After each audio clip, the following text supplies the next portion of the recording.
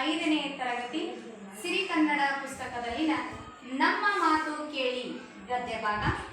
ಇದನ್ನು 5ನೇ ತರಗತಿಯ ವಿದ್ಯಾರ್ಥಿಗಳು ಅಭಿನಯದ ಮೂಲಕ ತಮ್ಮ ಮುಂದೆ ಪ್ರಸ್ತುತಪಡಿಸುತ್ತಿದ್ದಾರೆ. ಒಂದಾನೊಂದು ಕಾಡು, ಅಲ್ಲಿ ಬಗೆ ಬಗೆಯ ಪ್ರಾಣಿಗಳು ವಾಸವಾಗಿದ್ದವು. ಆನೆಯು ಆ ಕಾಡಿನ ಅಧಿಪತಿಯಾಗಿತ್ತು. ಅದು ಆಗಾಗ ಸಭೆ ಕರೆದು ಅವುಗಳ ಕ್ಷೇಮ ಸಮಾಚಾರವನ್ನು ವಿಚಾರಿಸುತ್ತಿತ್ತು. ಊರಿನಲ್ಲಿರುವ ಪ್ರಾಣಿಗಳೊಂದಿಗೂ ಸ್ನೇಹವನ್ನು ಬೆಳೆಸಿತ್ತು. ಅವುಗಳಿಗೂ ಸಭೆಯಲ್ಲಿ ಪಾಲ್ಗೊಳ್ಳಲು ಅವಕಾಶ ನೀಡುತ್ತಿತ್ತು. ಉತ್ತಮ ನಾಯಕತ್ವ ಗುಣ ಹೊಂದಿರುವ ಆನೆಯು ಎಲ್ಲ ಪ್ರಾಣಿಗಳಿಂದಲೂ ಮೆಚ್ಚುಗೆಯನ್ನು ಗಳಿಸಿತ್ತು. ಹೀಗೆಯೇ ಒಂದು ದಿನ ಸಭೆ ಕರೆದಿತ್ತು. ಎಲ್ಲ ಪ್ರಾಣಿಗಳು ಅಂದು ಮನುಷ್ಯರ ಮೇಲೆ ಬಹಳವಾಗಿ ದೂರು ಹೇಳುತ್ತಿದ್ದವು. ಮಾನವನಿಂದ ಆಗುತ್ತಿರುವ ತೊಂದರೆ ಹಾಗೂ ಪರಿಹಾರ ಕುರಿತು ಚರ್ಚಿಸುತ್ತಿದ್ದವು. ಮನುಷ್ಯನಿಗೆ ತಿಳಿ ಹೇಳಲು ಫಲಕದಲ್ಲಿ ವಿವರ ಬರೆದು ತರಲು ಆನೆಯು ಪ್ರಾಣಿಗಳಿಗೆ ಸೂಚನೆ ನೀಡಿತ್ತು. ಅದರಂತೆ ಪ್ರಾಣಿಗಳು ಈ ದಿನದ ಸಭೆಗೆ ಸಿದ್ಧವಾಗಿ ಬಂದಿದ್ದವು. ನಾಯಕನ ಸೂಚನೆಯಂತೆ ಅವುಗಳು ತಮ್ಮ ಫಲಕಗಳನ್ನು ಹಿಡಿದುಕೊಂಡು ಸಾಲಾಗಿ ನಿಂತಿದ್ದವು. ಆನೆಯು ಅವುಗಳನ್ನು ಒಂದೊಂದಾಗಿ ಓದುತ್ತಾ ಮುನ್ನಡೆಯಿತು. ಮೊದಲನೆಯದಾಗಿ ಎತ್ತು ತನ್ನ ಒಂದು ಫಲಕವನ್ನು ಹಿಡಿದುಕೊಂಡು ಮನುಷ್ಯರ ಕುರಿತು ದೂರನ್ನ ತಂದಿದೆ. ಅದನ್ನು ಆನೆಯು ಓದುತ್ತಿದೆ. ನೋಡಿ. ನಾನು ಎತ್ತು. ನಾನು ಸಸ್ಯಾಹಾರಿ ಪ್ರಾಣಿ. ನಾನು ಒಂದು ಸಾಕುವ ಪ್ರಾಣಿ. ನಾನು ಇಂದು ಮನುಷ್ಯರ ಬಗ್ಗೆ ದೂರನ್ನು ಹೇಳುತ್ತಿದ್ದೇನೆ. ನಮ್ಮನ್ನು ಹೆಚ್ಚು ಹೆಚ್ಚು ದುಡಿಸಿಕೊಳ್ಳುತ್ತೀರಿ, ಕಡಿಮೆ ಆಹಾರ ನೀಡುತ್ತೀರಿ.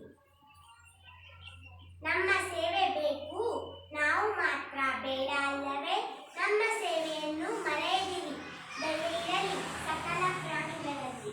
ಎತ್ತು ದಯೆಯಿರಲಿ ಸಕಲ ಪ್ರಾಣಿಗಳಲ್ಲಿ ಎಂದು ಹೇಳುತ್ತಾ ತನ್ನ ದೂರನ್ನು ಆನೆಯ ಮುಂದೆ ಮಂಡಿಸಿ, ನಂತರ ಮತ್ತೊಂದು ಪ್ರಾಣಿ ಬರ್ತಾ ಇದೆ, ಜಿಂಕೆ. ಜಿಂಕೆ ತನ್ನ ದೂರನ್ನ ಹೊತ್ತು ಆನೆ ಹತ್ರ ತರ್ತಾ ಇದೆ. ನೋಡಿ ಮತ್ತು ಕೇಳಿ. ನಾನು ಜಿಂಕೆ. ನಾನು ಸಸ್ಯಾಹಾರಿ ಪ್ರಾಣಿ. ನಾನು ಕಾಡು ಪ್ರಾಣಿ. ನಾನು ಇಂದು ಮನುಷ್ಯರ ಮೇಲೆ ದೂರ ಹೇಳುತ್ತಿದ್ದೇನೆ. ನಮ್ಮ ಬದುಕಿನ ಆಧಾರ ತಾಣ ಕಾಡು. ಅದನ್ನು ನಾಶ ಮಾಡುತ್ತಿದ್ದೀರಿ.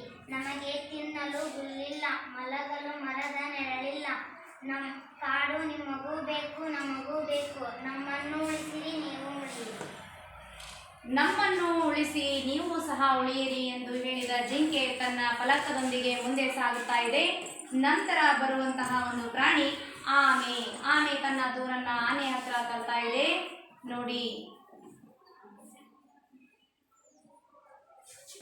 ನಾನು ಒಂದು ಆಮೆ.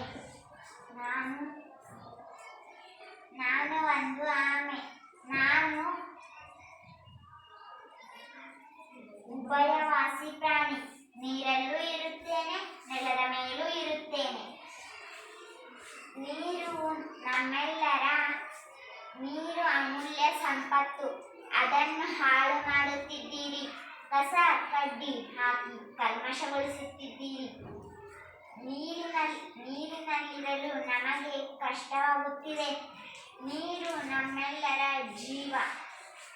ನೀರನ್ನು ದುರ್ಬಳಕೆ ಮಾಡಬೇಡಿ, ಕಲುಷಿತಗೊಳಿಸಬೇಡಿ. ನೀರನ್ನು ಕಲುಷಿತಗೊಳಿಸಬೇಡಿ ಎಂದ ಆಮೆಯು ಮುಂದೆ ಸಾಗುತ್ತಾ ಮತ್ತೊಂದು ಪ್ರಾಣಿಯು ಬರ್ತಾ ಇದೆ. ಅದೇ ಯಾವುದಂದ್ರೆ ಕರಡಿ. ಕರಡಿ ತನ್ನ ದೂರನ್ನ ಆನೆ ಹತ್ರ ತರ್ತಾ ಇದೆ.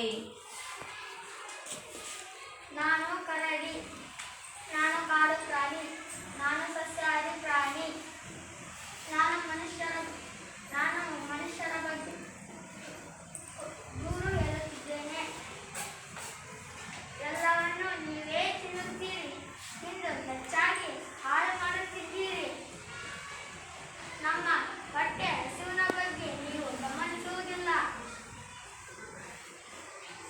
ನಮಗೇನು ಉಳಿಸುವುದಿಲ್ಲ. ನೀವು ತಿನ್ನಿ, ನಮಗೂ ತಿನ್ನಲು ಬಿಡಿ. ಕರಡಿ ತನ್ನ ದೂರನ್ನ ಮಂಡಿಸಿ ಮುಂದೆ ಸಾಗ್ತಾ ಇದೆ. ನಂತರ ಬರುವಂತಹದ್ದು ನಾಯಿ. ಈ ಪ್ರಾಣಿ ತನ್ನ ದೂರನ್ನ ಹೊತ್ತು ಆನೆ ಹತ್ರ ತರ್ತಾ ಇದೆ. ಆನೆಯ ದೂರನ್ನ ಹೇಳ್ತಾ ಇದೆ. ನೋಡಿ. ನಾನೊಂದು ನಿಯತ್ತಿನ ಪ್ರಾಣಿ. ಯಾರು ಹೇಳಿ ನೋಡೋಣ? ನಾನು ಮನುಷ್ಯರ ಮೇಲೆ ದೂರನ್ನು ಹೇಳುತ್ತಿದ್ದೇನೆ. ನಾವು ನಡೆದಾಡಬೇಕು, ಓಡಾಡಬೇಕು, ನಮಗೂ ದಾರಿ ಬಿಡಿ. ಹಾದಿ ಬೀದಿಗಳಲ್ಲಿ ನೀನು ಮತ್ತು ನಿಮ್ಮ ವಾಹನಗಳೇ ತುಂಬಿವೆ. ಮೈ ಮೇಲೆ ಎಚ್ಚರವಿಲ್ಲದಂತೆ ಸಾಗಿಸುತ್ತೀರಿ, ಇತರರಿಗೂ ತೊಂದರೆ ಕೊಡುತ್ತೀರಿ. ಸರಿಯಾಗಿ ಚಲಿಸಿರಿ, ಚಲಿಸಲು ಬಿಡಿ.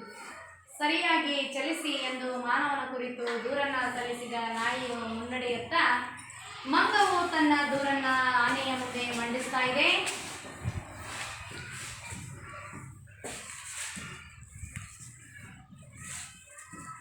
ನಾನು ಮಂಗ.